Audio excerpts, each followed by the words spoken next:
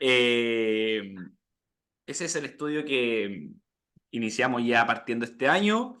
Espero que en el transcurso, bueno, de todo lo que hemos estado conversando, lo que hemos compartido, porque aquí también se dan diferentes perspectivas, algo pueda quedar, pues. Esa es la idea, ¿ya? La idea es que ustedes ahora se acerquen a los salmos, a este libro, a lo mejor, no sé si desconocido para algunos, no sé si es que alguno de ustedes nunca en su vida abrió un salmo o nunca se quiso meter un poquitito más o interiorizar en este libro. Así que la idea es, estas clases son 8, vamos en la tercera, ya son 8, y esto es como una introducción al mundo, a todo el mundo del salterio, ¿verdad? A todo el mundo del salmo. Si ustedes quieren especializarse más, bueno, ahí me escriben y yo le puedo mandar alguna bibliografía. Hay muchos libros de autores, de teólogos, libros pastorales acerca de los salmos. Entonces, chiquillos, aquí el que quiere aprender y el que quiere seguir investigando es una cuestión ya autodidacta, ¿ya? Así que yo los motivo a que lo hagan.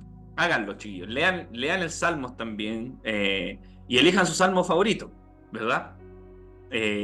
Yo en la primera clase les fui preguntando cuál es su salmo favorito y algunos me daban, ¿verdad? Los suyos. Los favoritos de la gran mayoría son como los comunes, ¿verdad? Los que hemos leído siempre, porque son los más poéticos, los que tienen un lenguaje más accesible. Hay unos salmos que no se entienden mucho. Pero la idea, chiquillos, es que ustedes, siempre cuando ustedes tomen un libro de la Biblia, digan, esta es mi parte favorita del libro. Y eso a lo mejor lo hace que ustedes se apasionen un poco más en buscar, en investigar, en descubrir, en pelear con la Biblia también. Si es que alguno se ha peleado con la Biblia, no es malo pelearse con la Biblia, ¿ya? No es erróneo, no es. Dios no les va a mandar un rayo y los va a partir en dos porque en algún momento no les cabe en la cabeza algún texto, ¿ya? Hay varios textos que a mí personalmente no me terminan de convencer. Ahora, no por eso creo que Dios me va a castigar por eso, ¿verdad? Simplemente soy honesto al leer la Biblia. La lectura de la Biblia, amigos, tiene que ser una lectura, y quiero partir así esta clase, ¿eh? Ya partimos, ya está grabando, ¿verdad? Partimos hace rato. Quiero partir así esta tercera clase. Ya vamos a ver el Salmo, o vamos a recopilar información, ¿verdad? De lo que hemos visto. Vamos a ver el Salmo nuevo el día de hoy. Pero antes vamos a hacer dos cosas. La primera es recopilar información, porque una de las técnicas pedagógicas por excelencia es, ¿qué cosa? La repetición. Esa es una de las herramientas de la pedagogía hebrea, y no solamente hebrea, sino de los grandes profesores o maestros de la historia, es la repetición. Mientras usted más repite, más repite, más repite, más repite, repite la... ¿Cuántos repitieron aquí? Son unos genios los que repitieron, ¿verdad? Tercero, cuarto medio, primero básico. No, pero mientras más repiten ustedes la materia, más se va quedando, ¿verdad? Entonces, la repetición. Si ustedes leen un libro o van a una masterclass sobre algo, es difícil que se le quede pegado en una sola clase la temática. Tienen que volver a escucharlo, volver a leer los apuntes, volver a leer el libro, leer otros autores, a puros panes de vida. El Max dice, yo mi vida espiritual la sostengo a puros pancitos de vida. Y ahí me aferro al Señor. Señor, lo que sea, señorcito. Ya, pero quiero dar un consejo o una sugerencia. Amigos, cada vez que ustedes se acerquen al texto bíblico, al texto sagrado, a la Biblia, como ustedes quieran llamarle, a la palabra de Dios, a la espada, ¿verdad? A, a este libro que ha pasado por generaciones, una de las claves, o como yo sugiero que lo lean en clave de niñez. Así le vamos a llamar esta clave. Clave de niñez. ¿Por qué clave de niñez? Con el filtro de la niñez. Porque nosotros cuando nos acercamos a la Biblia, tenemos que acercarnos también con el deseo y el anhelo de ser asombrados, de que este texto nos asombre. ¿Ya? Que este texto, a ver, al leerlo y al escucharlo, sobre todo, genere en nosotros emociones y asombro. ¿Ya? Si ustedes leen la Biblia solamente para buscar información, Yo honestamente creo que se están perdiendo el 80% de la riqueza bíblica. A ver, si usted, y esto nos pasa sobre todo a nosotros que a mí que me gusta, no sé, el estudio, leer, me pasa mucho, que caigo en abrir la Biblia solamente para extraer una verdad o una información. Pero la Biblia no fue escrita para eso. Los textos bíblicos no fueron escritos para ustedes transmitir una información y esa información ustedes la lean y se les queda archivada. No fue así. De hecho, ¿se acuerdan de las primeras clases que tuvimos? La Biblia en sí no debería leerse. La Biblia en sí no debería leerse. Ustedes dicen, bueno, y sobre todo los nuevos, hoy estoy entrando a una iglesia que me dicen que no lea la Biblia. Si sacan esta parte, ¿verdad? Si hacen un clip en esto, nuevamente esta iglesia la funarían, como ha pasado en alguna ocasión. La Biblia no se tiene que leer. Ahora, déjenme argumentar. La Biblia se tiene que, más que leer, se tiene que escuchar.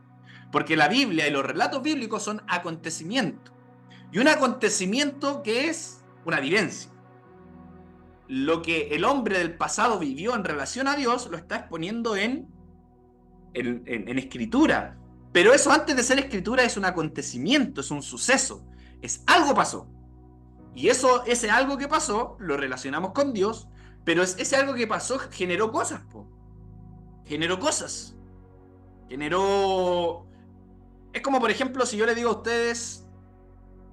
A ver, si yo le dijera a la Carito con el Javier, relátenme cómo fue su primer beso. Yo creo que nosotros...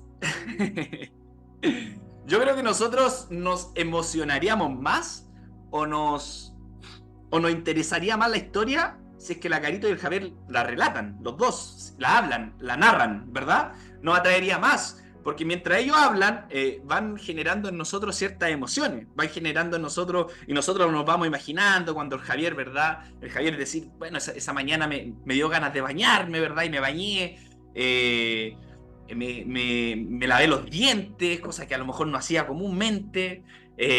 Y dije, no, le voy a dar un beso porque estoy enamorado de ella, y qué sé yo. Pero si uno lo lee, puede que hay cosas o situaciones que no logre percibir, ¿verdad?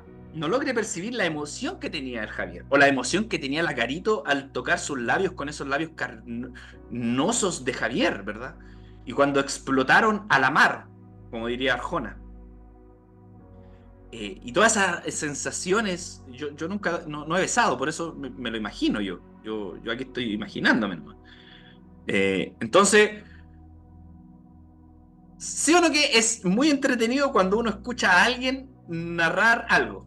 Ustedes tienen amigos que ese amigo que narra muy bien las cosas, y ustedes podrían escucharlo, pero mucho rato. El amigo de la historia, ¿verdad? Yo no sé si ustedes escuchaban antes de pandemia, antes que se hiciera más famoso, bueno, ya era famoso, pero el Zabaleta con el Pedro Ruminot y el otro que hacían historia por los live. Zabaleta tenía un programa en la mañana en la radio. ¿Qué radio era? Ya, se me olvidó. Pero Zabaleta tenía tanta historia buena que su programa se sostenía solamente por la historia del Zabaleta. Porque este loco narraba tan bien la historia y era tan bueno contando una historia que la sintonía estaba fija. La gente lo único que quería es escuchar una historia del Zabaleta. Porque el tipo le daba detalles y le daba emociones y le apasionaba. Bueno, pasa lo mismo con la Biblia, amigos. La Biblia fue escrita porque no se podía perder la historia, por una cuestión de conservar el acontecimiento. Pero los acontecimientos bíblicos, en primera instancia, son relatos vivos, narrados. Es un cuadro, es una... no sé si alguno habéis ido a un show o una ópera. Es teatro, es pintura, son emociones, es poesía, son canciones. Entonces, cuando yo leo la Biblia, ustedes tienen que tratar de leerla con la mayor riqueza del mundo. ¿Ya? Tratar de extraer del relato bíblico todo lo que ustedes creen que está tratando de transmitir al relato. Sobre todo, por ejemplo, hace poco los relatos de la pasión, los relatos de la última cena o la pasión o la última semana de Jesús, son relatos pero al rojo vivo, que gracias a Hollywood hemos podido... Mira, si algo bueno ha hecho Hollywood, ha hecho que a lo mejor este relato nos haga más conciencia de lo que pasó. Porque leer la Biblia por leerla nuevamente, chiquillo, y sacar información, no nos sirve de mucho. Honestamente, no sirve de mucho. No nos garantiza nada.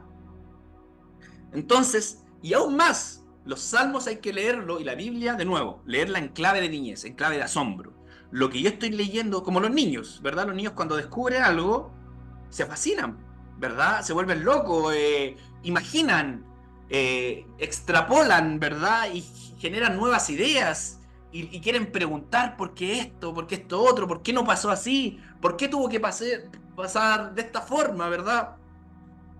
A mí me encanta, por ejemplo, el trabajo que nosotros hemos hecho con la iglesia de niños, porque ahí a veces cuando me tocaba, ahora no lo hago mucho, pero cuando me tocaba dar una clase a los niños salían con cada pregunta en el relato bíblico, que uno a la primera diría, eh, nunca nadie me preguntó esto, porque el niño imagina, el niño siente, el niño expresa, vive. Si el niño cree que algo es injusto, lo va a decir, ¿verdad? Tal vez nosotros aceptamos relatos bíblicos porque ya lo tenemos tan interiorizado que lo aceptamos nomás. Pero, por ejemplo, una de las cosas que siempre, y creo yo que a los niños les pasa es el relato de la pasión. Yo cuando tenía que dar el relato de la pasión de Cristo o la muerte de Cristo, varios niños me preguntaban, y a los niños todavía no le cabe, y a veces a mí tampoco, ¿verdad? ¿Por qué Dios tuvo que mandar a matar a su hijo? No le cabe, ¿verdad? Y yo no les puedo meter ese relato a la fuerza porque el niño no lo está entendiendo, porque el niño todavía no conoce de muerte, los niños todavía no conocen de sangre, de sacrificio, de derramación de sangre, esos conceptos no los tienen. Entonces les cuesta aceptar un relato de un Dios que necesita satisfacer su ira o necesita satisfacer su justicia frente a la sangre de su hijo. Si yo hago ese relato a un niño, lo más probable es que el niño no lo va a entender. Y le va a surgir muchas preguntas sobre eso. ¿Se entiende a lo que voy? Entonces, ustedes en el relato, chiquillos, háganle preguntas, luchen con el relato, luchen con la Biblia, luchen con el Salmo. No lo entiendo. Me genera esto. ¿Por qué? ¿Qué hubiese pasado si? ¿A ustedes han leído algún relato y han preguntado, ¿qué hubiese pasado si? ¿Qué hubiese pasado si, por ejemplo, Judas no hubiese traicionado a Jesús? ¿Cómo hubiese muerto Jesús? ¿Se han hecho esa pregunta o no? Se han hecho la pregunta de qué pasa si Judas no hubiese traicionado a Jesús. Yo me la hice una vez. Y tengo alguna respuesta, pero mi respuesta es a la conclusión que llegué yo. Yo creo que Jesús hubiese muerto de todas formas porque a Jesús lo estaban buscando para matarlo. O sea, Jesús estaba pedido, como se dice, ¿verdad? Jesús estaba pedido. Si no era por Judas, por cualquier otro motivo lo iban a matar. Entonces ahí yo me calmé un poco, o esa pregunta que me hice me la pude responder y extrapolé. Pregúntense, no es malo preguntarse, no es malo preguntarse, ¿qué hubiese pasado si? Mira, yo siempre me preguntaba cuando chico, ¿qué hubiese pasado si el ángel que envió Dios para que Abraham no matara a Isaac hubiese llegado tarde, por ejemplo? No hubiese llegado justo, ¿verdad?, ante el sacrificio y Abraham se pitea al hijo. Preguntas que yo me hago, ¿verdad?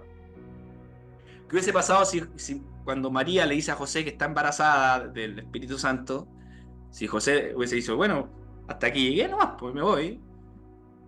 ¿Qué hubiese pasado si José no hubiese acompañado a María, tal vez?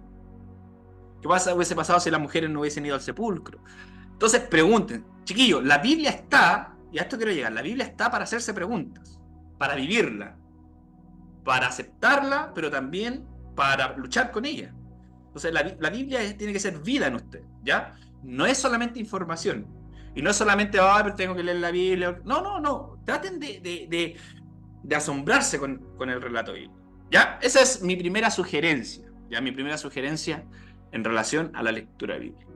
Vamos a hacer un repaso un poco de los salmos. ¿Qué les asombró a ustedes? Y quiero escucharlos, así brevemente. ¿Qué les asombró a ustedes o a lo mejor lo anotaron y le hizo sentido algo de las clases anteriores, ¿verdad?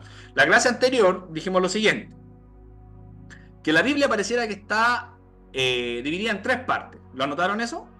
¿Lo tienen en su mente? La Biblia pareciera que está en otras tres partes. La Torá, el Nebeim y el Ketubim. Ya, usted me dice, José, ¿qué son esas palabras que no entiendo ni jota? Dijimos que la primera parte de la Biblia era la Torá, o sea que era la ley. La ley. Dios habla. Dijimos eso, ¿verdad? La primera parte de nuestra Biblia pareciera que solamente Dios habla y no habla nadie más. Dios dice esto es así, esto es así, esto es así, esto es así, esto es así, esto es así, así, así, así, así y así. Y Dios es hablando. ¿Ya? La primera parte de la Biblia, lo que se le llama el pueblo hebreo la Torá. ¿Ya? La ley, la Torá. Luego de eso viene una segunda parte que es el Nebeim, así se escribe, el Nebeim, que significa o los profetas, que viene de la palabra Naví, que es profeta, el que balbucea, ¿verdad? Y los profetas dijimos que ya no es, parece que Dios hablando, sino que un hombre interpretando lo que Dios quiere decir. ¿Ya? ¿Se acordaban de eso o no? ¿O no lo habían anotado? Dios, o sea, los hombres tratan de interpretar lo que Dios dice. Por eso también el Naví o el profeta se dice el que balbucea, porque es el que trata de poner en palabras esta experiencia de Dios. ¿Cuántos de acá vienen de una raíz pentecostal? Yo vengo de una iglesia pentecostal. Y pasaba muchas veces que habían situaciones en la iglesia, o estas experiencias espirituales, ¿verdad? O carismáticas, como quieran decirle, donde un hermano de la iglesia pareciera que Dios como que lo tomaba y este hermano interpretaba un poco lo que Dios le estaba diciendo, ¿ya? Yo no quiero hacer juicio de valores sobre eso. Habían hermanos que yo no le compraba mucho y a algunos que sí, ¿ya? Pero eso es lo que pasa en esta segunda parte de la Biblia. Es como el hombre tratando de decir en palabras lo que Dios quiere hablar al pueblo. Ya no es Dios hablando directamente, sino es el hombre interpretando lo que Dios quiere decir. ¿Se entiende? ¿Han ido usted a alguna iglesia donde va el profeta, verdad? Ahora hay cachado que se ponen títulos así, po. Como el profeta tanto. Profeta, como que ahora hay etiquetas, ¿verdad? De los profetas. Está el profeta, eh, bueno, no comulgo mucho yo con esa etiqueta. Para mí el profeta en sí ya era el tiempo antiguo, ¿verdad? Y tiene otra cosa que ver más allá de vaticinar un hecho futuro, sino que es el que anuncia y denuncia las injusticias sociales que hay en el pueblo. Pero eso es tema para otro, para otro podcast, ¿sí? Para otra clase. Y la tercera es el Ketuvim. Ketuvim. Y el Ketuvim son los escritos. Y en el Ketuvim están todos los escritos que no son los profetas, como Proverbios, el Eclesiastés, Salmos, Cantar de los Cantares. Cristina dice, consulta, ¿me podría repetir lo de las tres particiones de la Biblia? Pero por supuesto, Cristina. La primera parte es la Torá, es Dios hablando. La segunda parte es el Nebeim, es los profetas interpretan a Dios. Y la tercera parte es el Ketuvim, que es el hombre hablando con Dios. El hombre ahora habla con Dios. Y el hombre le expresa a Dios todo lo que hay en el corazón. Y esa parte pareciera que a nosotros no hace más sentido. Porque finalmente nosotros también hemos hablado con Dios. Y le hemos dicho tanta cosa al Señor. Y los salmos nos representan mucho. ¿Cuántos han orado a Dios para que Dios se lleve a un hermano que les cae mal? Muchos lo hemos puesto en oración, po. Muchos hemos puesto en oración, Señor. Te pido por este hermano, Señor, que... Mira, Señor. Tú sabes, Señor. Como que uno trata de no decirle al Señor, pero de no verbalizarlo, pero le dice al Señor, tú sabes, Señor. Mira, Señor, tú sabes. No te quiero decir nada, pero tú sabes, Señor. Y ahí como que trata de mandarle a Dios un encarguito. Bueno, en los salmos también aparecen. Hay salmos que el salmista le pide a Dios que destruya y que chorree sangre por todos los enemigos.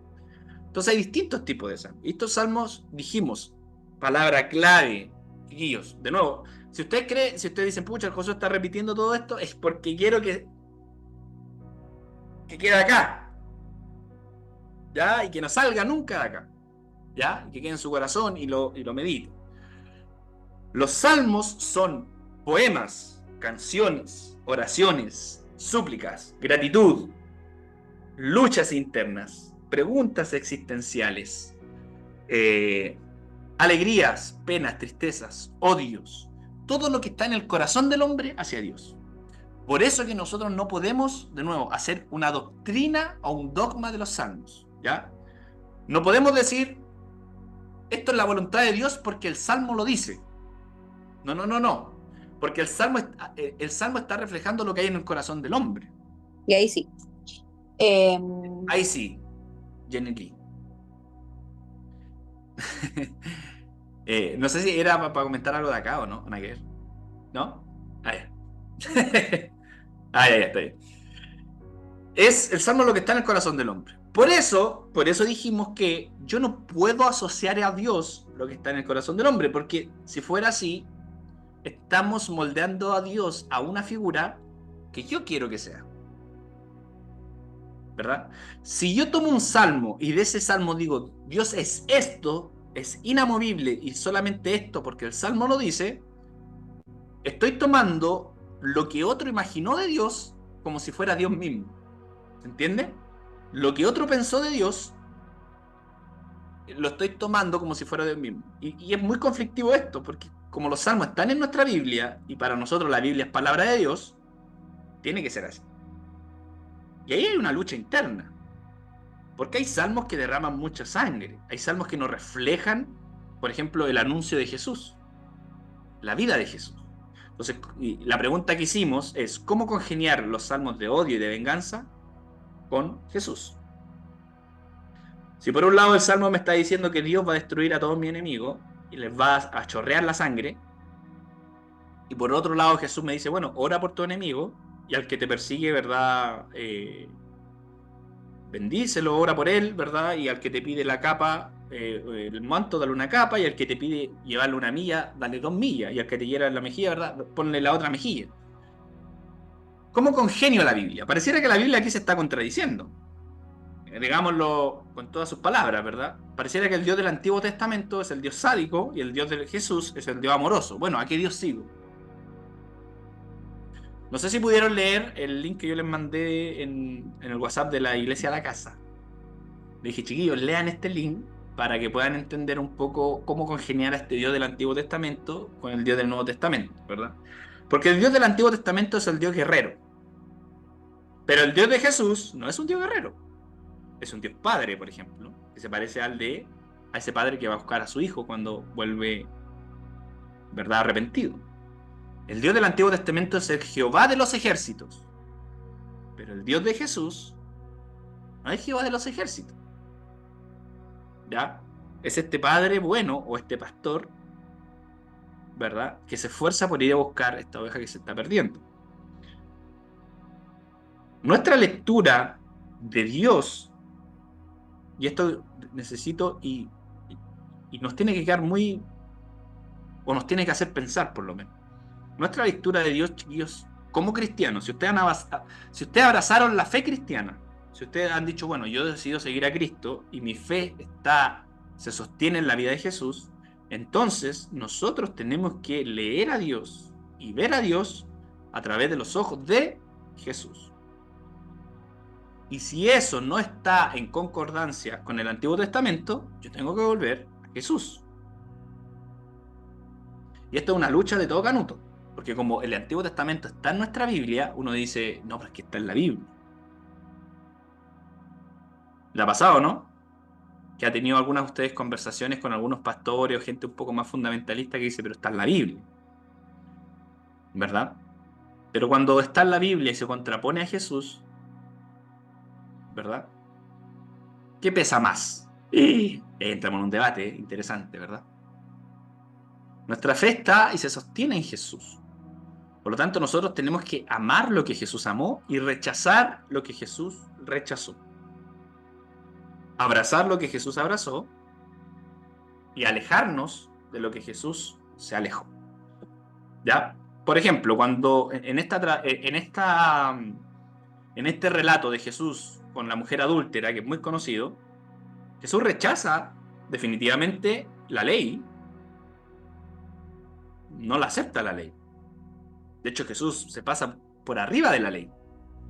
Porque la ley que decía, a la mujer hay que apiedrarla. Y Jesús deliberadamente no procede según la ley, sino que procede según lo que él entendía y veía de Dios, la misericordia, la compasión. Por lo tanto, Jesús deliberadamente no obedece la ley de Dios. Ojo, la ley del Padre, de Dios. Entonces, que Jesús opta por la misericordia en vez de la ley. Y ese es el mismo ejercicio que nosotros tenemos que hacer en la vida diaria. Es el mismo ejercicio que nosotros tenemos que hacer en el día a día, en la vida diaria, ¿verdad? Hay un libro que me gustaría que lean, y lo voy a proponer para el club de lectura. Hay un libro de un autor que se llama... el libro se llama Ama y haz lo que quieras. Así se llama. Es súper linda. Ama y haz lo que quieras, de José Míguez Bonino. Así se llama. Búsquenlo. Ama y haz lo que quieras. ¿Qué habla de esto?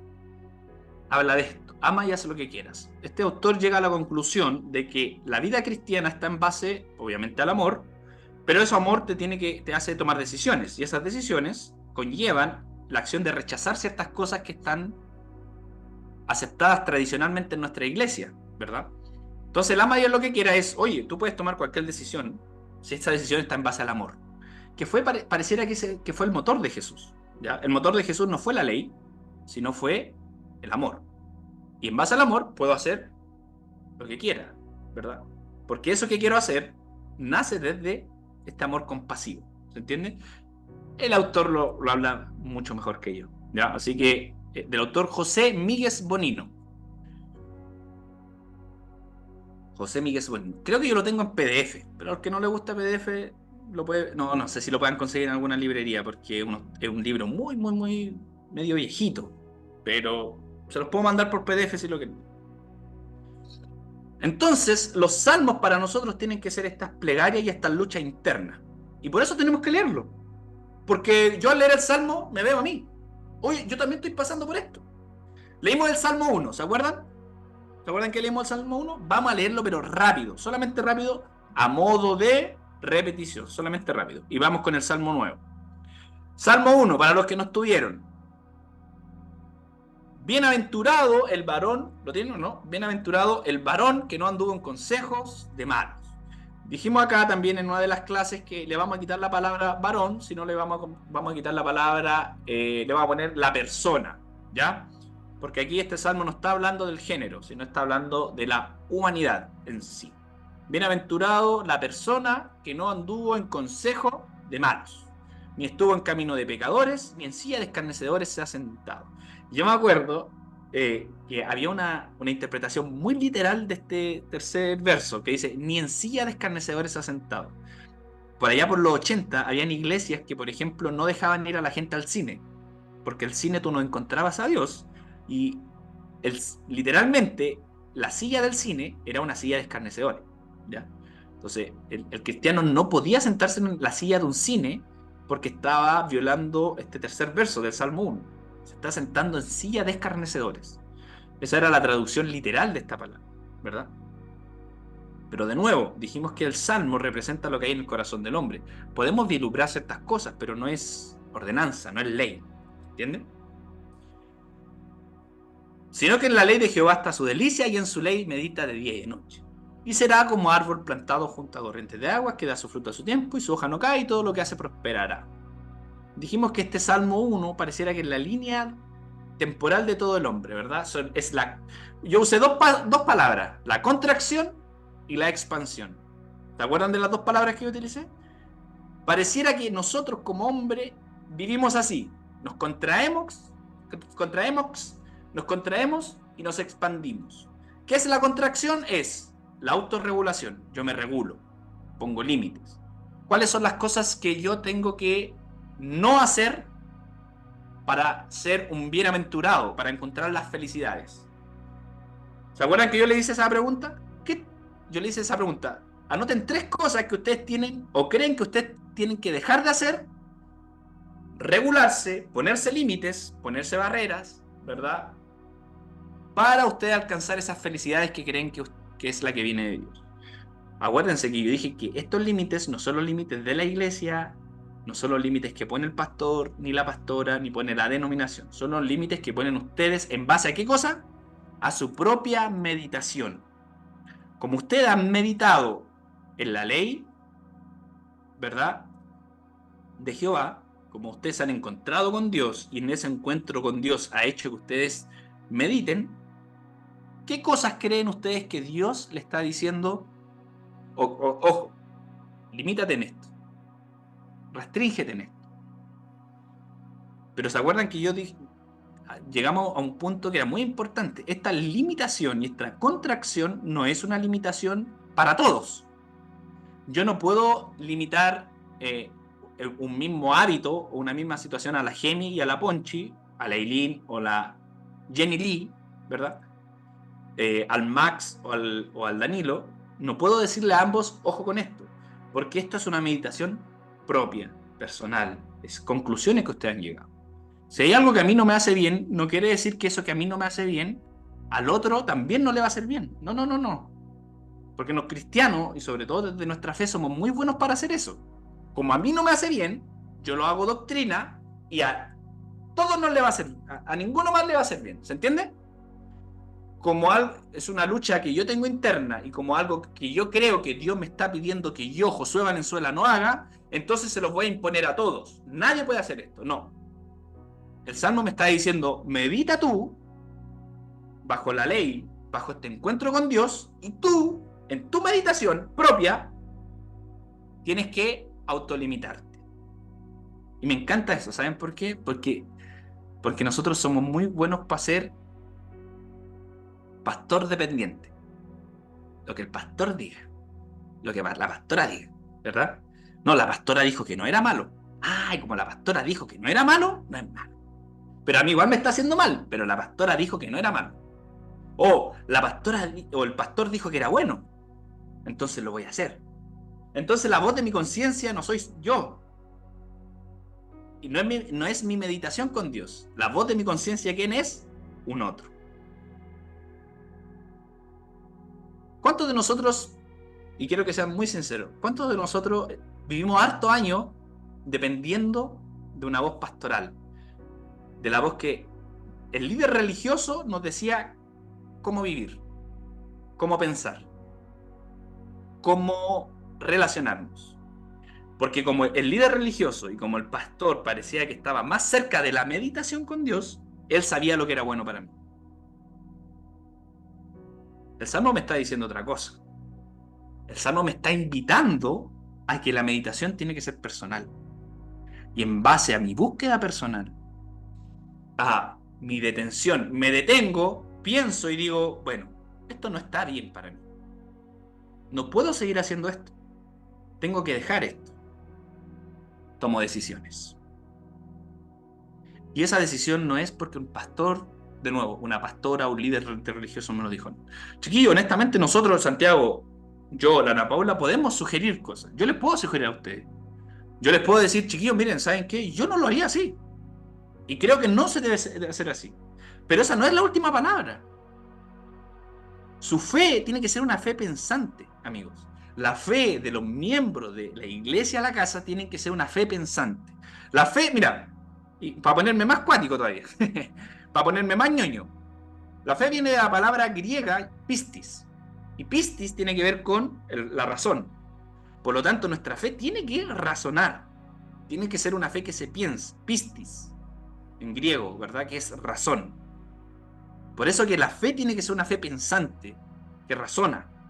Y esa fe pensante no se la pueden endosar a otro. Ustedes no pueden endosarle la responsabilidad de pensar a otro. Por eso yo amo el libre pensamiento, chiquillos. Por eso amo el libre pensamiento dentro de esta comunidad. Si usted no cree igual que yo, no hay problema. Podemos creer juntos. Si no hay problema. Si usted procede de otra forma, no hay problema. Pero como dice el libro que yo le recomendé, ama y haz lo que quieras, pero procede en base al amor. Vive en base al amor. Y si tú vives en base al amor, haz lo que quieras, porque todo lo que nazca en base al amor va a ser bueno. ¿Se entiende? Davidito, parece que Davidito quería decir algo, ¿no? Amiguito. Coto, era cuando dijiste que quién había experimentado algo pastoral y levanté la mano. Era como si estábamos en el, Ah, como en un vivo y en amén. directo. Así como, Sí, o sea, si hubiésemos estado en la iglesia, se hubiese escuchado tu voz de fondo. ¡Amén! eso. Amén, amén. Bien. Pero era nuestra realidad y sigue siendo la realidad de muchas comunidades, chiquillos. Una de las cosas que nosotros queremos aquí fomentar en nuestra comunidad es el libre pensamiento y el espíritu crítico, chicos. Piensen por ustedes mismos. Si no tuvieron nunca este hábito de pensar por ustedes mismos, mediten, tomen su tiempo. Tómense su tiempo. Si quieren preguntarnos a nosotros, obviamente, háganlo. Pero sus decisiones tienen que llegar bajo sus propias conclusiones, no las conclusiones mías, no las conclusiones de otros, sino sus propias conclusiones. Y el Salmo termina diciendo así: no así los malos, que son como el tamo que arrebata el viento. Por lo tanto, no se levantarán los malos en el juicio, ni los pecadores en la congregación de los justos. Porque Jehová conoce el camino de los justos, más la senda de los malos perecerá. ¿Ya? Eso va a suceder con quien ha decidido meditar. Aquí los pecadores, por ejemplo, en el Salmo cuando termina los pecadores, los injustos o los malos, no son no se está refiriendo al que no ha conocido a Dios. Ojo, aquí cuando el salmista habla de los malos, los injustos, no se trata de quien no ha recibido a Dios en su corazón. Se refiere a aquel que no ha tomado la opción o el hábito de pensar su vida. A veces nosotros en la Biblia categorizamos a los malos, malo infierno, ¿verdad? Malo el que no va a la iglesia, malo el que no se congrega, malo el que no cree en Dios, por lo tanto el ateo, el satánico, incluso hasta el católico, ¿verdad? El católico, el Hare Krishna, el testigo de Jehová, el mormón, y todos son malos. Si para el cristiano todos son malos, nosotros somos los únicos buenos. Pero este salmo nos relata lo siguiente: aquel que su senda perecerá es aquel que no se ha tomado el tiempo de pensar su vida y autolimitarse y restringirse.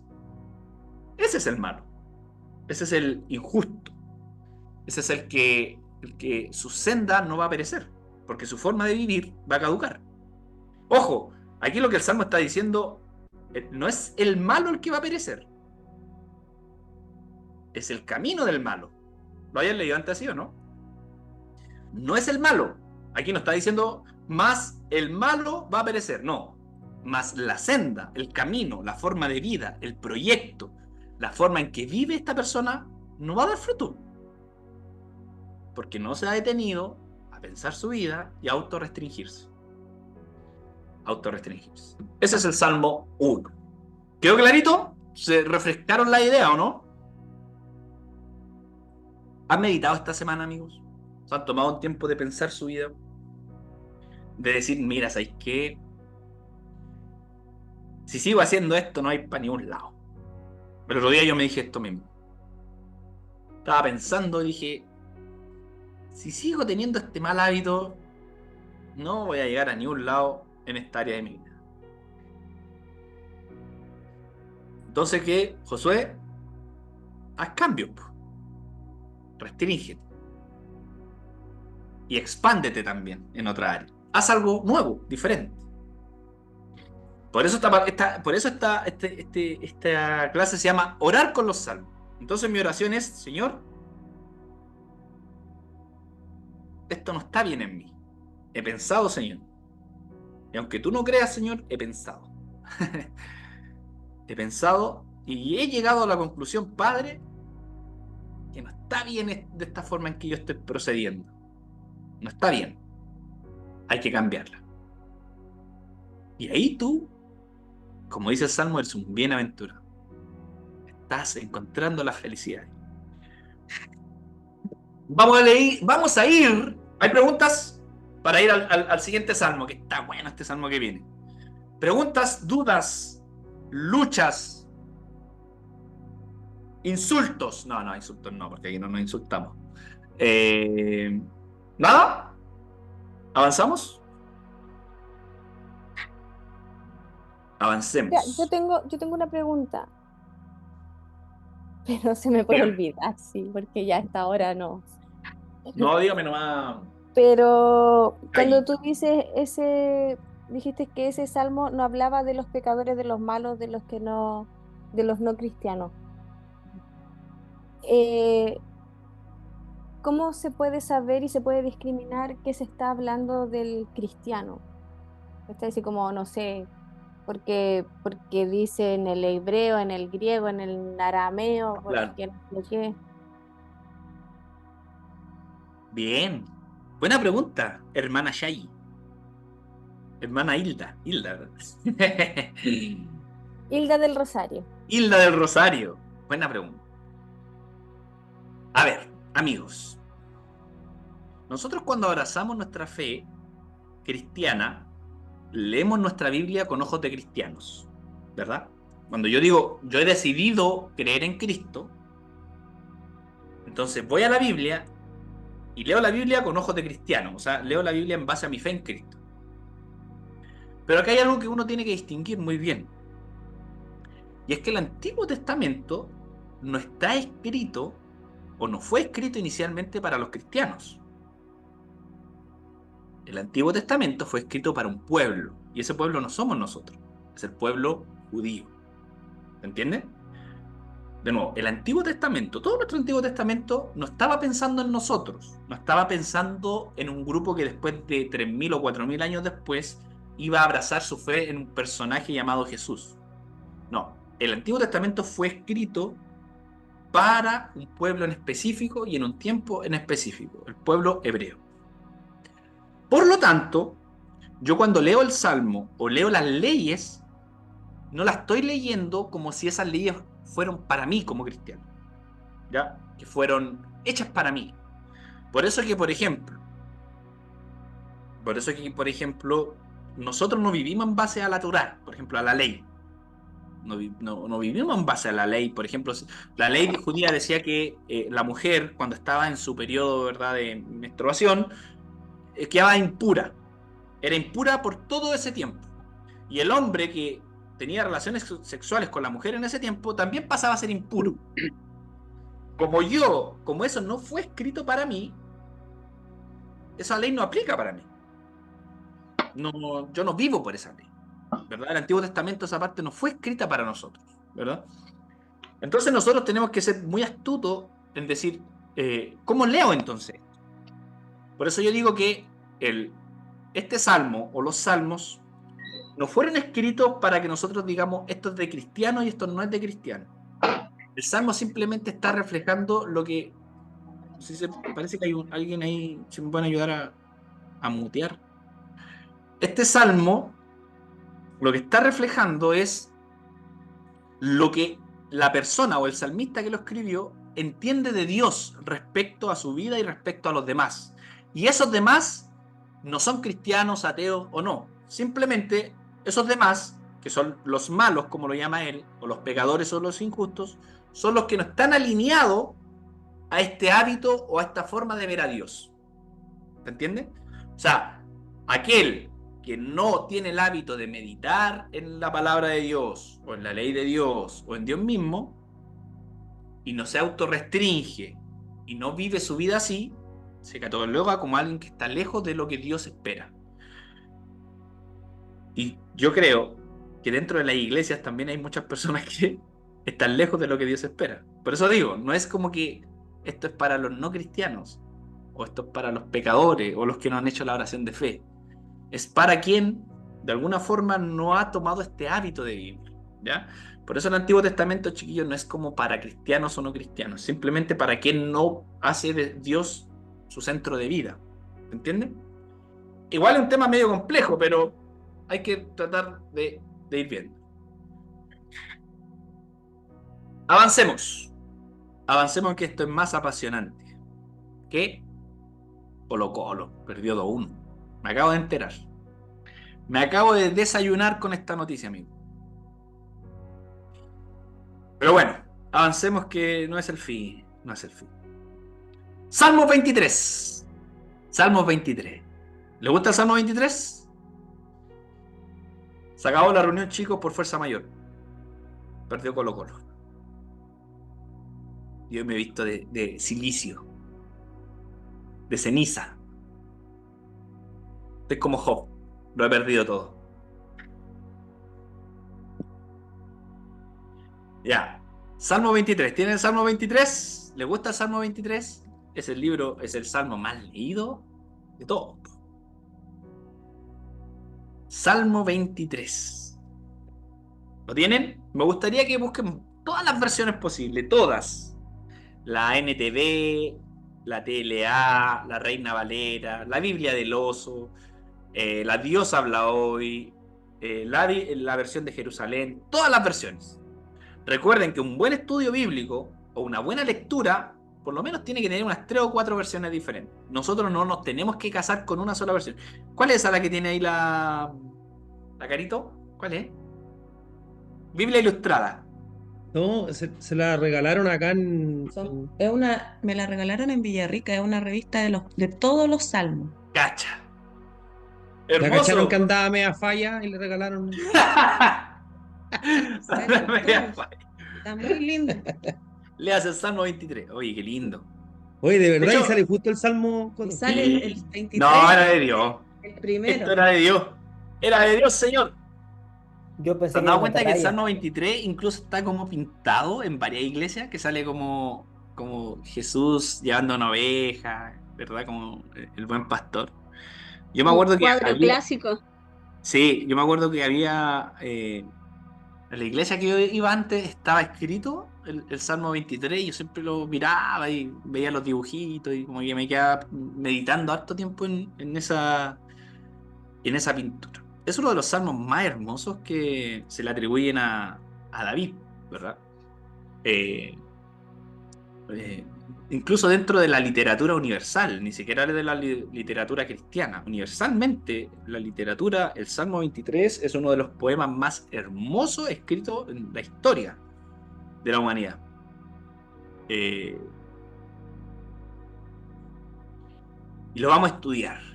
Pero más allá de estudiarlo, vamos a tratar de entender y orar con ese salmo. Vamos a tratar de orar con el Salmo 23. ¿Qué dice en el título de sus versiones? En la mía dice Salmo de David, así dice. ¿Qué dice el de El ustedes? Señor es mi Yo tengo la pastor. TPA, dice himno de David.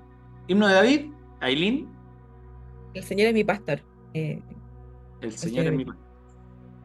Y como que la atribuyen como al autor David. Hay algunas versiones que dicen, pero al autor o al músico popular. Hay una versión lo leí así, el músico popular. Dije, esta versión es la versión comunista, ¿verdad?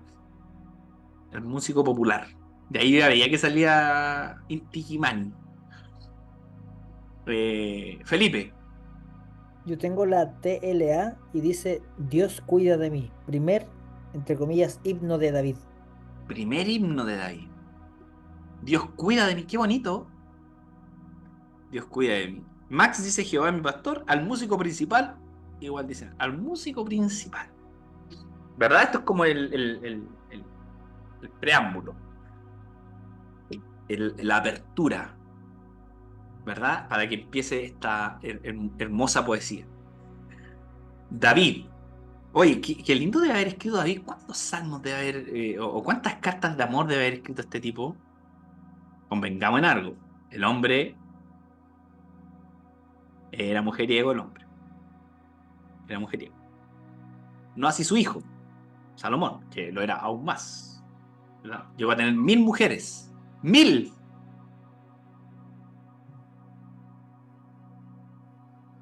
Bueno, los músicos. Los músicos. Así son. Así son. No, un tecito nomás. Un tecito para la Bárbara. Junior Playboy.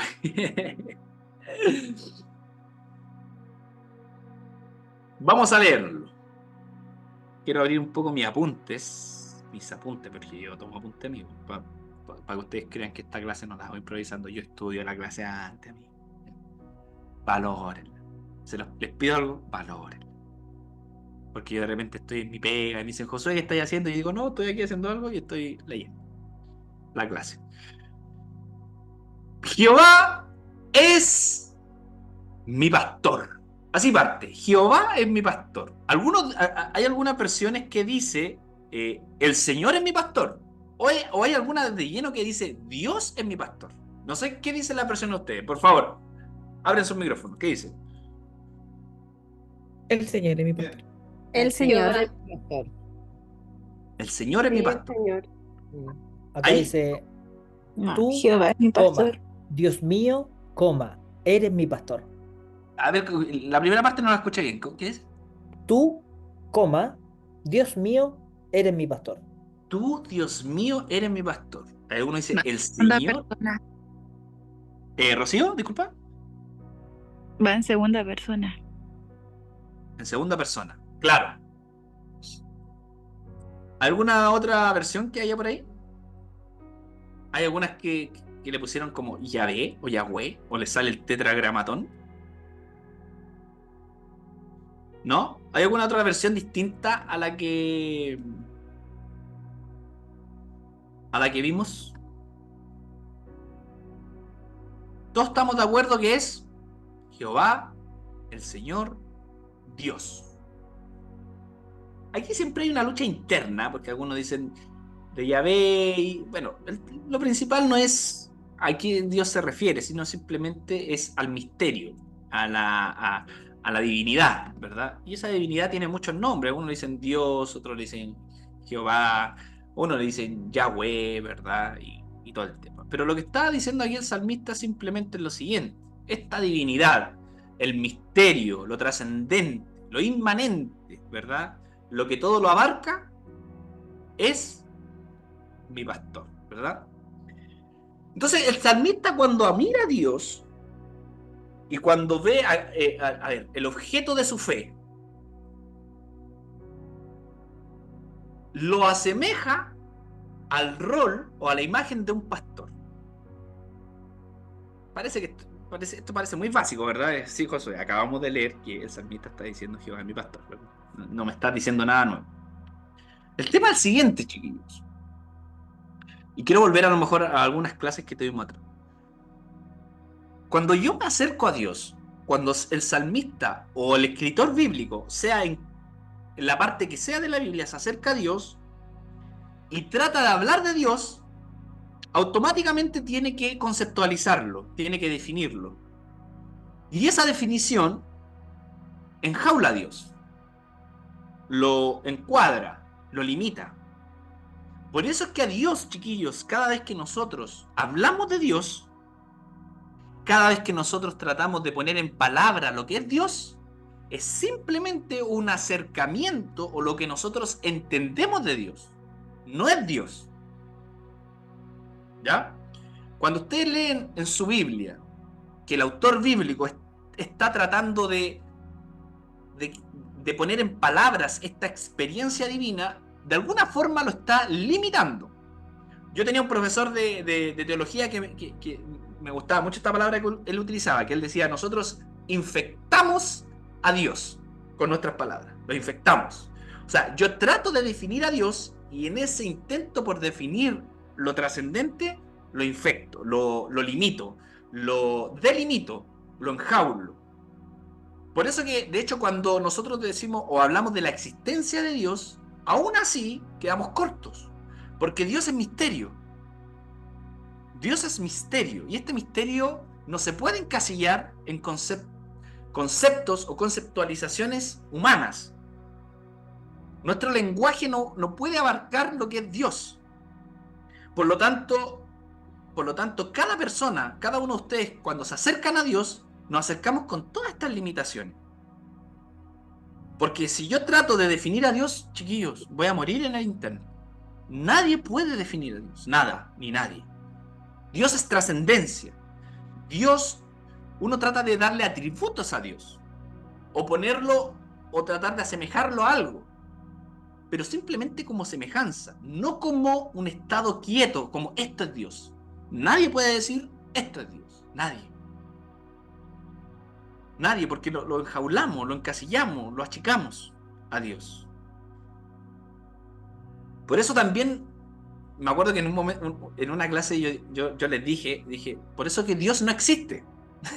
Y justo estaba escuchando esto, el hijo de no sé, no sé quién estaba aquí, y dijo, el Josué dijo que Dios no existe, y se le quedó grabado toda la vida. Y yo, Señor Dios mío, perdóname. ¿Verdad? Por eso que cuando yo digo, por eso Dios no existe, porque cuando yo trato de definir la existencia de Dios, ya lo estoy delimitando. Porque nuestra existencia está delimitada por el tiempo, ¿verdad? Por el tiempo, pero Dios trasciende la temporalidad humana. Nuestra temporalidad es lineal. Así empieza y así termina. E incluso lo que nosotros entendemos por eternidad también es lineal. Y toda herramienta que nosotros tratemos de utilizar para definir a Dios queda corta. Por eso ni siquiera podríamos decir que Dios existe, porque bajo nuestra existencia humana, Dios la sobrepasa, la trasciende. Es más que eso. Qué complejo entonces, ¿o no? Qué complejo es acercarse a Dios. Porque había un teólogo que decía, cada vez que trato de acercarme a Dios, pareciera que Dios se va alejando un poco, ¿verdad? Y es como este juego de revelarse y develarse, ¿verdad? Como que Dios se esconde y se muestra. Se esconde y se muestra. Y cuando pienso que ya lo alcancé, fui engañado por mi propio pensamiento. Así decía San Agustín. Cada vez que pienso en Dios y creo haberlo alcanzado, me doy cuenta que fui engañado por mi propio pensamiento. Por eso Dios es misterio. Entonces, ¿qué hacemos con Dios? ¿Qué hacemos con Dios? ¿Qué hacemos con este misterio que se nos revela y que quiere hablar con él? Simplemente, con nuestras limitaciones, bueno, vamos a tratar de darle una figura. Vamos a tratar de darle una imagen. Vamos a tratar de darle un concepto. Pero simplemente a modo de concepto. Por eso que el salmista, cuando ve a Dios, ¿a quién lo atribuye? A un pastor.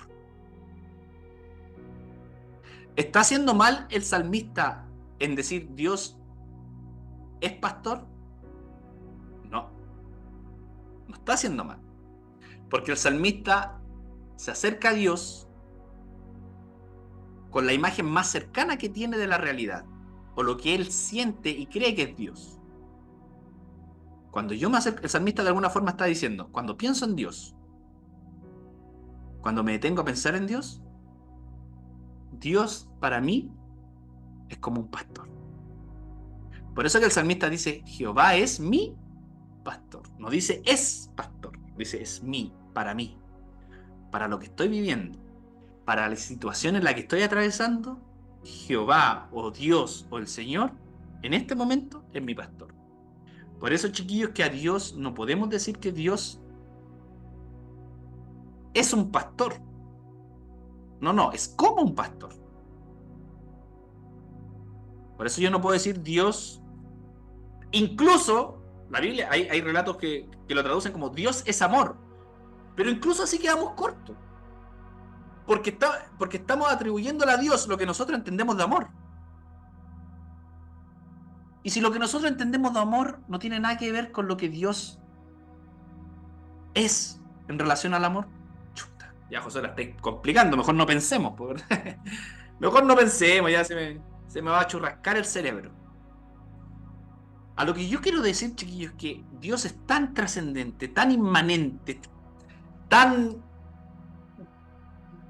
fuera de nuestra temporalidad, que cualquier cosa que nosotros pensemos de él vamos a quedar cortos. Por lo tanto, lo bueno que hace el salmista es tratar de definirlo en su situación. Jehová, para mí, en este momento, es como pastor. Es la característica que le da el salmista a Dios. Y este pastor tiene ciertos atributos. Yo le hago una pregunta a ustedes. Vamos a escribir, cada uno de ustedes va a escribir su propio Salmo 23. Vamos a hacer una tarea para la casa. Tarea para la casa. Cada uno de ustedes va a escribir su propio Salmo 23. La pregunta es,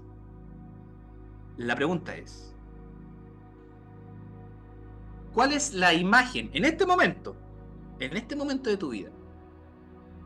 Que al pensar en Dios, tú dices, Dios es esto para mí. ¿Qué imagen se te viene a la cabeza cuando tú piensas en Dios? En este momento de tu vida.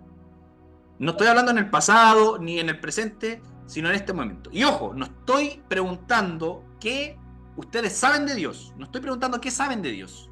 No estoy preguntando que según su lectura de la Biblia saben de Dios. No, en su existencia. Esta es una pregunta existencial.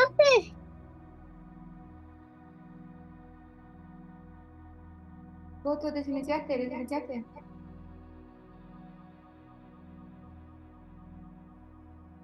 Me acaban de mutear, me acaban de cancelar.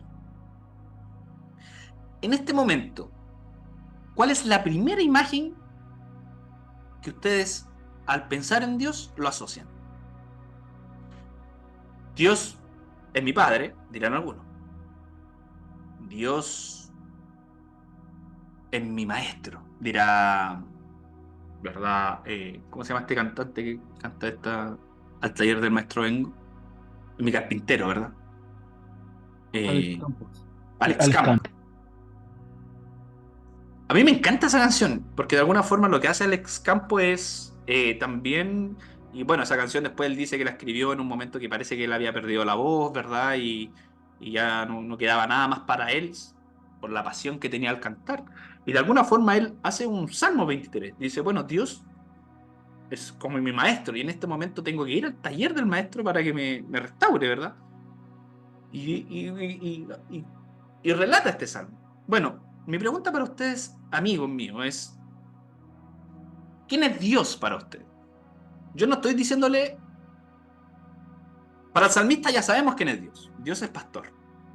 Pero para ustedes, ¿quién es Dios? Ojo, de nuevo, no les pido que tengan ideas preconcebidas de Dios.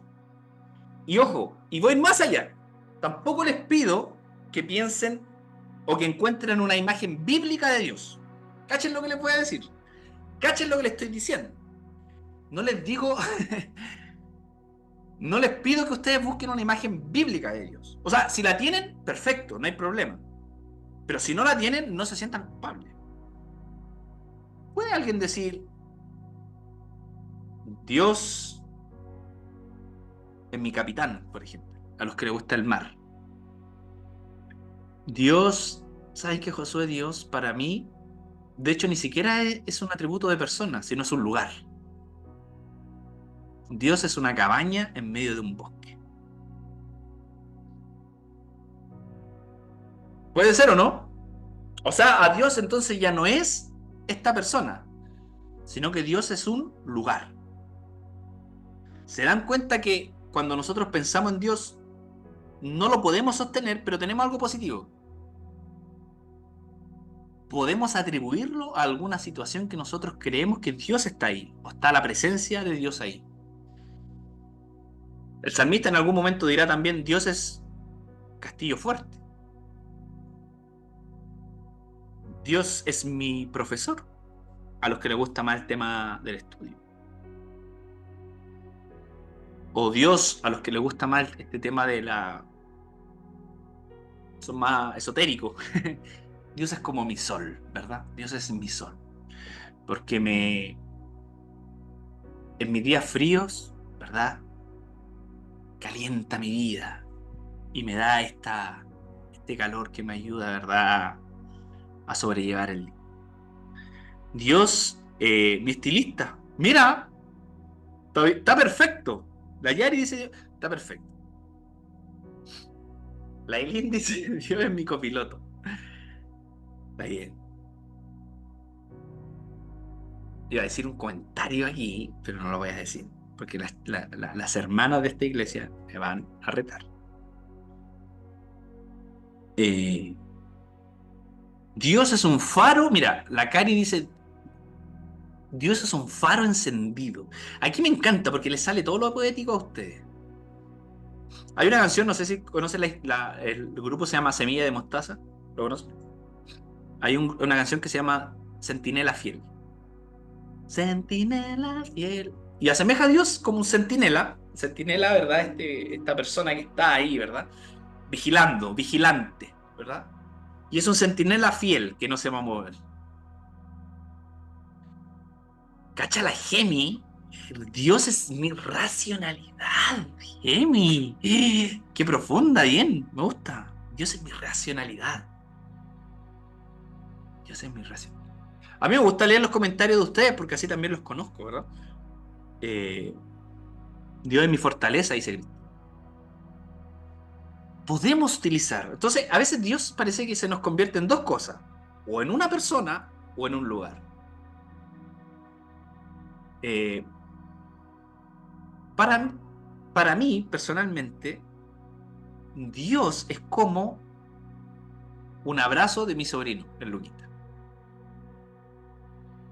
Así lo defino yo. Y literal, cuando yo lo abrazo, se me paran los pelos.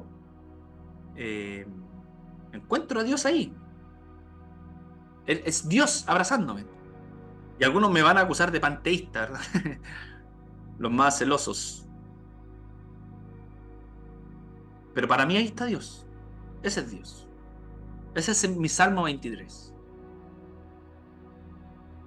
Javiera dice: para mí Dios es mi camino. ¿Hay alguien que quiera seguir dando más ideas? ¿Saben qué? También para mí Dios es mi almuerzo familiar de un día domingo. Mi almuerzo familiar de un día domingo. Es como eso. iPhone de Rocío dice: Dios es mi existencia. La Tato dice: el director de mi vida. Me imagino que este director musical, ¿verdad? Que va dirigiendo el ritmo, las notas, los silencios de la vida. Los altos, los bajos, los medios, los graves, las tonalidades. Los músicos dirán: Dios es mi nota menor.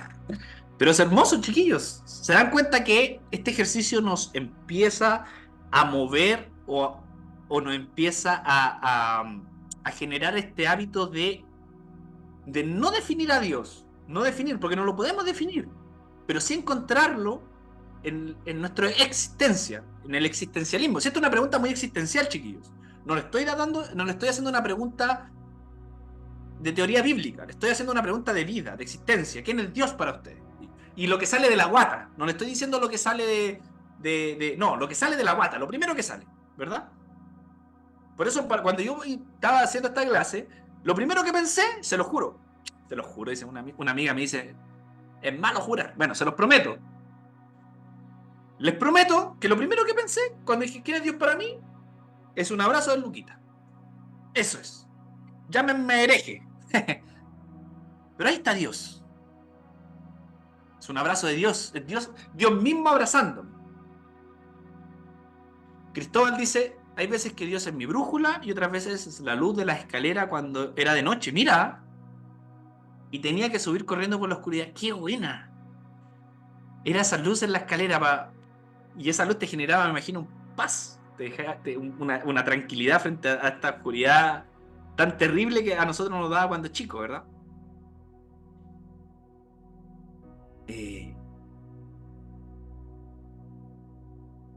Ahora mi pregunta es: esto que tú definiste, ¿lo anotaron? Ya, anótenlo. Anoten en su cuaderno qué es Dios para ustedes en este momento. Para el salmista es un pastor. Jehová es mi pastor. Y pareciera que David como que se está medio egocéntrico David, ¿verdad? Porque David, siendo pastor, dice: oh, Dios es pastor, ¿verdad?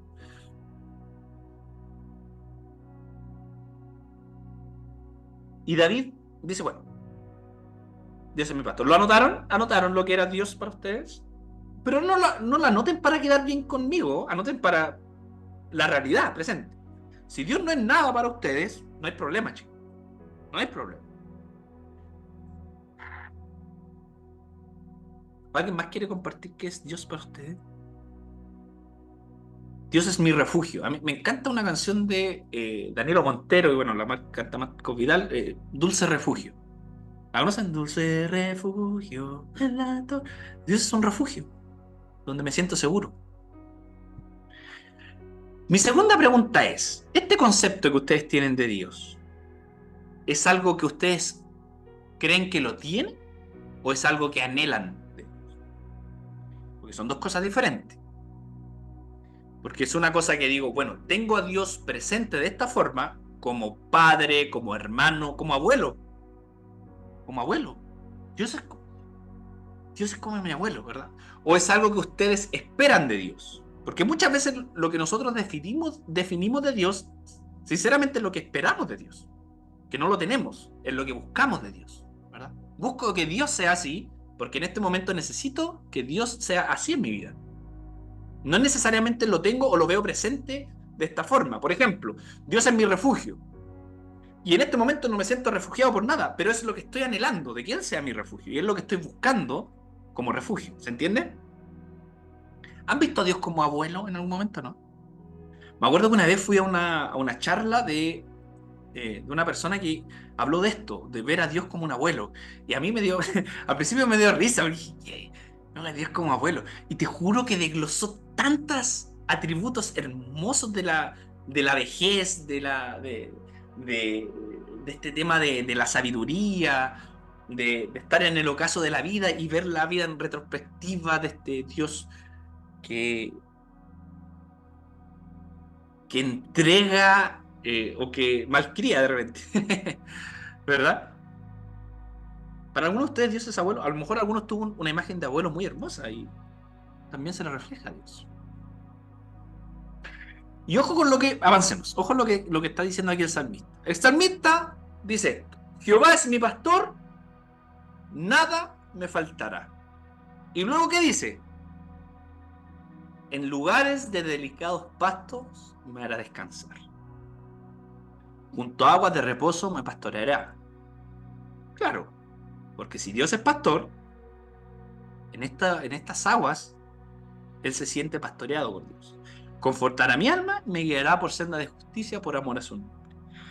¿Qué está haciendo aquí el salmista, amigos? ¿Qué está haciendo aquí el salmista? El salmista dijo, Dios es esto para mí, por lo tanto empieza a desglosar de forma sensorial, poética, racional, existencial, lo que Dios como pastor provoca en él. Lo que Dios como pastor está provocando en él. Entonces está provocando que este Dios lo pastorea, lo lleva a aguas, lo hace descansar, ¿verdad? Junto a estas corrientes, lo acompaña. ¿Qué hizo el salmista? Tomó esta figura de Dios y empezó a botar todo, y de una forma, de nuevo, emocional, sensorial, vivencial. Dios es pastor, y como es pastor, y como lo siento como pastor, Él me lleva a lugares delicados, como lo hace un pastor. Me hace descansar como lo hace un pastor. Junto a aguas de corriente, ¿verdad? Me deja como una oveja. Conforta mi alma. Entonces la tarea de ustedes, amigos, es, Dios es esto, y necesito que empiecen a desglosar ese concepto que ustedes escribieron de Dios, empiecen a desglosarlo, porque una cosa es definirlo, pero otra cosa es ya, y desglósenlo de la forma más visceral posible, ¿ya? De la forma más, tal vez incluso poética. A los que les gusta escribir poesía, escríbanlo. Escriban su propio Salmo 23. Digan, Dios es mi refugio. Dios es mi refugio, por lo tanto, en Él me siento protegido de mis enemigos, no sé. En este refugio me siento cómodo, me siento que puedo descansar. Dios es mi abuelo. Y en Él me puedo sentar en sus rodillas y jugar con Él. Dios es un bosque. Y en este bosque encuentro sombra, alivio, paz, aire fresco para mis pulmones. Y dentro de este salmo, cuando ustedes lo escriban, empiecen y escriban lo que anhelan también de esta figura que tienen de Dios. Lo que anhelan de esta figura, ¿verdad? Escriban su propio Salmo 23. Yo creo que el día de mañana, si ustedes lo hacen, chiquillos, y después lo vuelven a leer, se van a acordar de este tiempo que han tenido con Dios. Mira, así veía a Dios en este tiempo. O así quería que Dios estuviera en mi vida en este tiempo. Tomen esta imagen de Dios y comiencen a desglosarla. Dios para mí es mi DT, qué buena. Es mi director técnico. A los que nos gusta el fútbol, puede ser así, ¿verdad? Me dirige, ¿verdad? Saca mi potencial, todo lo bueno que hay en mí. Quiero terminar con lo siguiente. Esto fue una tarea. Vamos a seguir desglosando el Salmo 23, pero en honor al tiempo, porque la Priscila Torres por interno me está diciendo coto el tiempo. Pero como Dios trasciende el tiempo, nos vamos a quedar hasta las 3 de la mañana. No. Vamos a terminar con esto. ¿Le ha gustado la clase o lo que hemos visto de este Salmo 23? Es un salmo muy profundo. Es muy profundo que nos quedaríamos mucho tiempo, pero hay que avanzar. Creo que la segunda parte la vamos a ver en la siguiente clase, pero partamos con esto. ¿Ya? Quiero hacer una aclaración de traducción. Y esta parte me encanta. El Salmo 23 siempre lo hemos leído así. Y con esto termino. Jehová es mi pastor, nada me faltará. Y lo hemos cantado, lo hemos escrito, lo hemos pintado, lo hemos coloreado cuando chico. La palabra o el texto en hebreo dice lo siguiente. Dice Adonai Roy Lo Echzar. Mira, se lo voy a escribir acá. Así está escrito o cómo se pronuncia, ¿verdad? El salmo en hebreo. Adonai Roy Lo Echzar. Si quieren lo anotan y se lo tatúan cuando quieran tatuarse, ¿verdad? Y a los que les gusta tatuarse las cruces y textos bíblicos. Adonai Roy Lo Echzar. Jehová mi pastor, nada me faltará. La palabrita lo, muchas de nuestras Biblias la han traducido por mucho tiempo como nada. Pero los estudios actuales y muchos de los biblistas actuales han llegado a la conclusión que la palabrita lo, antes de exar, está mal traducida. No se debe traducir como nada. Porque en otras partes del texto bíblico esa palabrita, esas dos letritas, se traducen como no. Y no es lo mismo que nada. No es lo mismo que nada. Una traducción más exacta de este verso diría lo siguiente: Jehová o el Señor es mi pastor, no me faltará. Jehová es mi pastor, no me faltará. Y que hace y cambia todo el sentido de esta palabra. Porque cuando yo digo nada me faltará, estoy asociándolo a cosas materiales. No me faltará el tiempo, no me faltará la comida, no me faltará mi familia, no me faltará el trabajo, no me faltará, ¿verdad?, el dinero. Pero el salmista no está diciendo eso. El salmista está diciendo no me faltará Él. Él no me faltará. Y la traducción se hace más profunda, más potente. El Señor es mi pastor. Que Él no me falte. Él no me faltará. Me pueden faltar muchas cosas. Me puede faltar un buen trabajo. Me puede faltar un ser querido. Me puede faltar tal vez paz en mi corazón en este momento de mi vida. Pero aunque no lo pueda ver, Él no me faltará. Eso está diciendo el Señor. Por lo tanto, cada vez que ustedes lean este salmo, chiquillos, leanlo de esta siguiente forma: el Señor es mi pastor. Él no me va a faltar. Qué lindo leer este salmo así. Porque muchas veces nosotros con esta cosa de querer o adquirir bienes o tener seguridad, esta seguridad muy occidental nuestra, ¿verdad?, que está muy ligada al dinero, al éxito, ¿verdad? Entonces, y muchas veces utilizamos este texto como nada me faltará, porque Él es mi pastor, no me va a faltar, ¿verdad?, un buen trabajo, un buen jefe, no me va a faltar un sueño, un proyecto. No. El salmista está diciendo, Él no me va a faltar. Si Él no me falta, lo tengo todo. Y de hecho, el verbo faltará, que se pronuncia el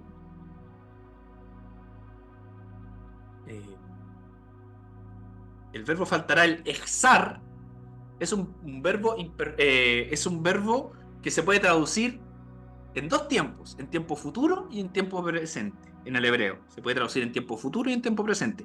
Por lo tanto, si yo quiero ir mucho más allá y que este texto me haga más sentido, ni siquiera es en un tiempo futuro que Él no me faltará. Es Jehová mi pastor, no me falta. No me falta.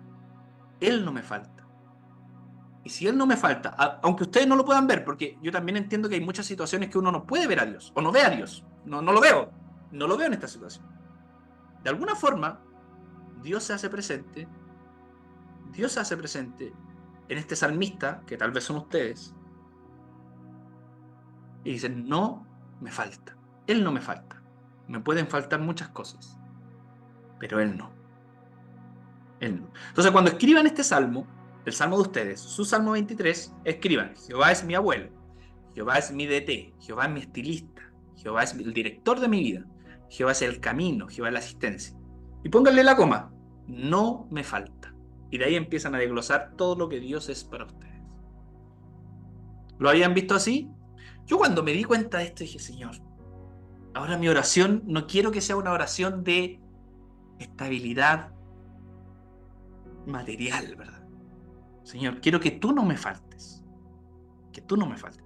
Hay una canción muy hermosa, pero que traduce, y yo creo que cuando la cantó este loco, estaba tan inspirado por Dios que dijiste, la chuntó medio a medio la traducción. La gran mayoría de nuestras traducciones de la Biblia dicen no me faltará. Hay una sola traducción que yo leí, que es la Biblia del Oso, que dice no me faltará. No. La gran mayoría dice nada. Pero hay una traducción, si ustedes la pueden buscar, que es la Biblia del Oso, que dice Jehová o el Señor es mi pastor, no me faltará. Entonces uno no estamos tan locos, ¿verdad? Por lo menos hay una traducción que nos respalda. Hay una canción de Franco Figueroa que se llama Mi plenitud. Se la voy a mandar por acá, yo creo que la han escuchado. Pero hay una parte de la canción que dice si me falta todo, en ti lo tengo todo, ¿verdad? Te tengo a ti. Entonces él dice, podría perderlo todo, pero que no me faltes tú. De alguna forma creo yo que es una reinterpretación de esta traducción del Salmo 1. Me puede faltar todo, Señor, pero que tú no me faltes, como el salmista. Amén, amigos. Terminamos acá. Vamos a continuar el Salmo 23 en la otra clase. Vi que las hermanas Chay y M habían levantado la manito. Si quieren compartir algo ahí, háganlo. Sin miedo. No, era solo, estaba desesperada por decir que mi Biblia decía... ¿Realmente importa? De hecho, importa. ¡Ah, que pinché la canción y no tengo YouTube Premium! Perdón. Las personas tienen 15 libras de... Ponerle pausa. Ya. Sí, que la Biblia, en las versiones que tengo dice falta. Como estaba desesperada como porque dijeras, claro, en qué momento ibas a decir como eso, porque había estudiado esa cuestión antes, pero jamás había escuchado el nada reemplazado por no. Por el no, sí. Específicamente ese verbo del hebreo se traduce en los dos tiempos. Nosotros no lo entendemos porque los occidentales, nuestra mente occidental no cabe en la cabeza que un verbo esté conjugado en dos tiempos. Pero ese es el problema nuestro. El hebreo lo toma así, como tiempo futuro y también como tiempo presente. Por eso que en la mente del hebreo lo escatológico, lo futuro, también está presente. Por eso que cuando el hebreo o el judío o cuando el escritor bíblico habla de, no sé, la segunda venida de Cristo, la habla como futuro, pero también como presente, como que Dios también está viniendo. No sé, es una cuestión terriblemente loca, pero es así. Eso. Pero es distinto incluso cuando yo aprendí que era nada me falta, es como en el tiempo presente y es eso que tú dices, como en verdad es como no las cosas materiales, sino que Él no me falta. Él no me falta. Entonces, siempre que reemplace ese nada, reemplácenlo por un no. No me va a faltar. M, gracias, Chay. Muchas gracias. Sí, es que cuando empezamos a hablar del Salmo, me acordé de algún estudio que hice alguna vez, entonces como que recapitulé esos apuntes y claro, encontré algo muy similar y me hace mucho sentido porque cuando miramos el contexto quizás voy a hacer un spoiler y lo siento si es así, Dale, pero hermano. cuando miramos el contexto del Salmo 22, el 23 y el 24, hay muchas cosas que cobran sentido, porque en el 22, que también es de David, David habla de sus padecimientos y de sus sufrimientos y como que habla de sus aflicciones. Y cuando llegamos al 23, él hace esta descripción, ¿cierto?, de cómo él ve a Dios, que tiene mucho sentido también porque David era pastor de ovejas, entonces lo más cercano para él era la labor que hace un pastor, de cuidar a la oveja, que no se me pierda ninguna, etcétera, de llevarlas a pastorear, en fin. Y en el Salmo 24 se habla sobre no me acuerdo muy bien, pero se habla como de las glorias venideras, como de lo que va a pasar en el futuro. Entonces, cuando miramos como esa transición entre los tres salmos, eh, también se toma mucho sentido el por qué él dice que Jehová es mi pastor y que no me va a faltar, porque viene de este proceso de aflicción, él comienza a describir cómo él ve a Dios y luego comienza a hablar de qué es lo que viene o de qué es lo que viene en su futuro. Entonces, cuando lo miramos como en ese contexto, en esos tres salmos, se vuelve muy hermoso ver esta manera de cómo él describe a Dios y cómo él ve su futuro, cómo ve las glorias venideras de Dios también. Entonces, eso quería compartirlo. Gracias, M. Muchas gracias. Qué bueno que tenga esa base de ese estudio porque enriquece la lectura, enriquece lo que uno entiende de estos salmos. Recuerden que los capítulos, chiquillos, los capítulos, y lo dijimos en una parte de los estudios anteriores, los capítulos los pusimos nosotros. La Biblia no está escrita por capítulos, está escrita de corrido, ¿verdad? Nosotros les ponemos los capítulos para ordenarlo. Y eso es bueno, pero a la vez no es tan bueno porque como que nos desconecta de lo que venía anterior, ¿verdad? Entonces como que leemos solamente el 23 y nos desconecta de lo que viene después, lo que viene antes. Un buen ejercicio para estudiar la Biblia o para que ustedes estudien, siempre lean por lo menos 2 capítulos antes del capítulo que quieren revisar y 2 capítulos después. Y así ustedes entienden de forma global o contextual lo que está diciendo el texto. Así que muchas gracias, M. Muchas gracias. Este es un salmo hermoso, chiquillos. Ni siquiera llevamos, a ver, llegamos hasta el versículo 3.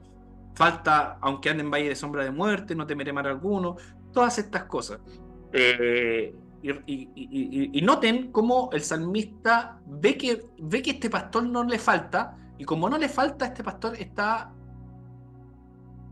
constantemente acompañándolo durante estos procesos que tiene, ¿verdad? Durante el reposo, durante el descanso, mientras camina, mientras está en peligro, mientras tiene temor, ¿verdad? Mientras come, ¿verdad? Aderezan mesas delante de mí en presencia de mis gustadores, preparan mesas, ¿verdad? Y todo lo que hace este pastor. Entonces, en el salmo que ustedes escriban, que me encantaría leerlo, chicos, de verdad me encantaría que ustedes lo hagan, describan este concepto o esta imagen que ustedes tienen de Dios y cómo esto no les... o ustedes esperan que no le falte o no le está faltando y cómo se desglosa esto. Desglosen. Proyecten emociones, chiquillos. Ahí. Proyecten emociones, proyecten sentimientos, proyecten contradicciones, de hecho. Eso es un salmo, chiquillos. Un salmo no es políticamente correcto. El salmo no está hecho para ser políticamente correcto. Está para impregnar en él todo esto humano de lo que somos. Que muchas veces la religión nos coartó, ¿verdad? Que no se puede decir esto. No podemos hacer esto. Sí, se puede. Dios espera que nosotros respondamos a su amor, a su presencia, e incluso a su ausencia, si es que nosotros creemos que está ausente. Amigos, muchas gracias. No sé si alguien más quiere comentar, porque igual ya es tarde. ¿Algún otro comentario? Y oramos. Le invito a que escuchen esta canción del Franco, que es muy linda. Y mediten. ¿La Gemi? Ah, es que yo digo...